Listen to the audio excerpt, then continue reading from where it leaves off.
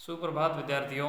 इस वीडियो में हम आज पढ़ेंगे हिंदी व्याकरण के अंतर्गत वाच्य परिवर्तन, जो कि समस्त कक्षाओं के लिए उपयोगी है।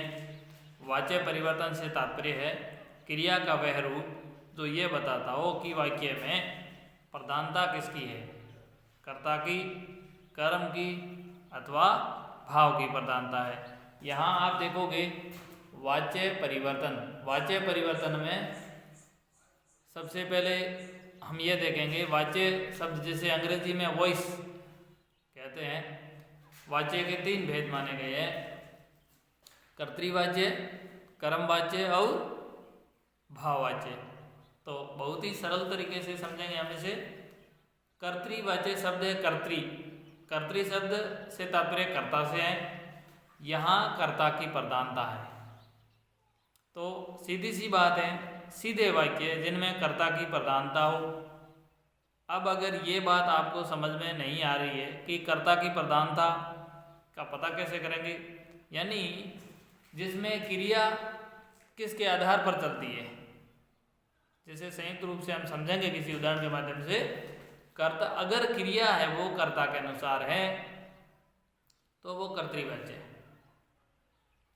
और अगर उस वाक्य की क्रिया है वो कर्ता के अनुसार न होकर के अगर कर्म के अनुसार है तो वह वाक्य कर्मवाच्य कहलाता है, जिसमें कर्म की प्रधानता होती है। जब वाक्य में कर्म की प्रधानता है तो उस वाक्य का है वो सकर्मक होना जरूरी है, क्योंकि अगर सकर्मक वाक्य नहीं होगा, जब वाक्य में कर्म ही नहीं होगा तो उसका कैसे निर्धारण करेंगे कि ये कर्मवाच्य है।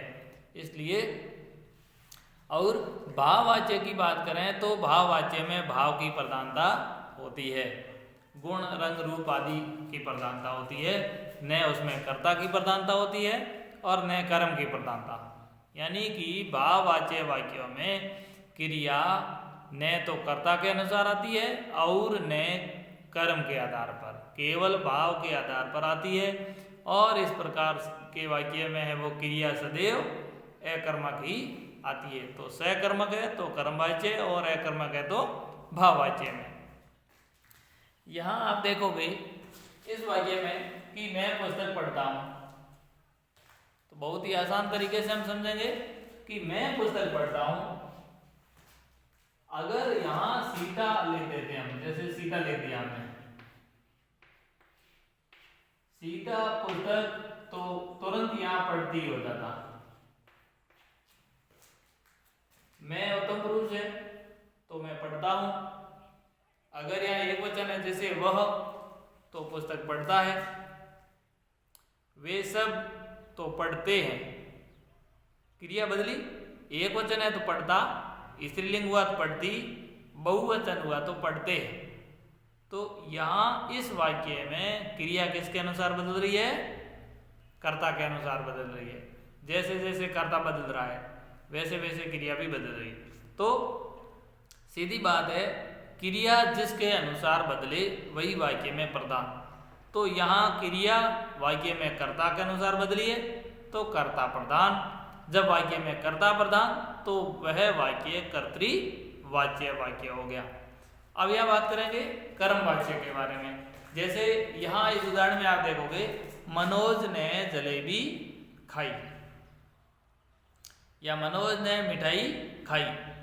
जब यहाँ हम कर्ता बदलेंगे, जैसे मनोज की जगह हमने स्त्रीलिंग कर दिया सीता, या गीता ने जलेबी खाई, उन सब, अगर बहुवचन करें उन सब ने जलेबी खाई। यानी कि यहाँ आप कर्ता को स्त्रीलिंग, पुल्लिंग, एक वचन, बहुवचन किसी भी स्थिति में रख देंगे, लेकिन इसका जो क्रिया है वह खाई ही रहेगा, क्योंकि इसमें इस वाक्य में जो क्रिया है वह कर्ता के अनुसार नहीं है। इस वाक्य में जो क्रिया है वह कर्म के अनुसार है। जैसे आप अगर इस वाक्य में अगर कर्म को बदलोगे, जैसे ही आपने यहाँ जलेबी की जगह लिख दिया लड्डू, मनोज ने लड्डू खाए, तुरंत बदल गया, क्योंकि यहाँ इस वाक्य में जैसे ही आपने कर्म को बदला तो क्रिया भी बदल गई।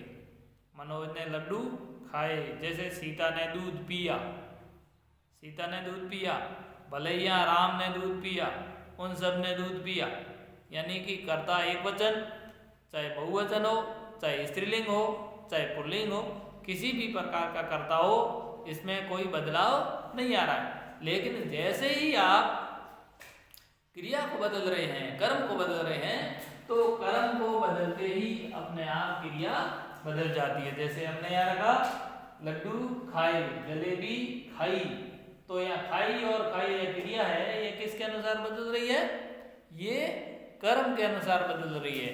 तो जहाँ पर वाक्य में क्रिया कर्म के अनुसार बदले तो वह वाक्य कर्म वाच्य के अंतर्गत माना जाता है। अब आप बहुत ही सरल तरीके से कर्तृवाच्य और कर्मवाच्य को समझ गए होंगे। कर्तृवाच्य में कर्ता की प्रधानता होती है, यानी क्रिया है वो कर्ता के अनुसार आती, जबकि कर्मवाच्य में क्रिया कर्ता के अनुसार नहीं आकर के कर्म के अनुसार आती है, इसलिए उन वाक्यों को कर्मवाच्य कहते हैं। अब समझेंगे भाववाच्य के बारे में। भाववाच्य में न तो कर्ता प्रधान होता है और न कर्म प्रधान होता है, यानी कि वाक्य में जो क्रिया है वह न तो कर्ता के अनुसार बदलती है और न किसी कर्म के अनुसार बदलती है, बल्कि भाव के अनुसार ही बदलती है। और इस प्रकार की क्रियाएं सदैव अकर्मक होती है। अब यह देखोगे इसमें लिंग वचन होते हैं, वो सदैव एक वचन, पुल्लिंग और अन्य पुरुष में होते हैं। पुरुष के बारे में हमने अध्ययन किया था, अन्य पुरुष, मध्यम पुरुष और उत्तम पुरुष। अब अन्य पुरुष जो कि संस्कृत में है वो प्रथम पुरुष के नाम से जाना जाता है।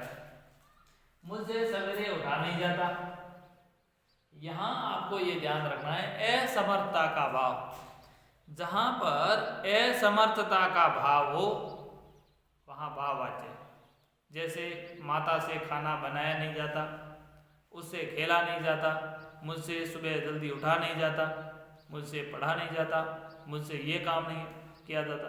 यानी कि जहाँ पर किसी काम को न करने या असमर्थता का भाव हो, उस प्रकार के सारे वाक्य है वो भाववाच्य के अंतर्गत आते हैं। तो आपको कर्तृवाच्य, कर्मवाच्य और भाववाच्य, जिसका हमने बहुत ही सरल तरीके से अध्ययन किया।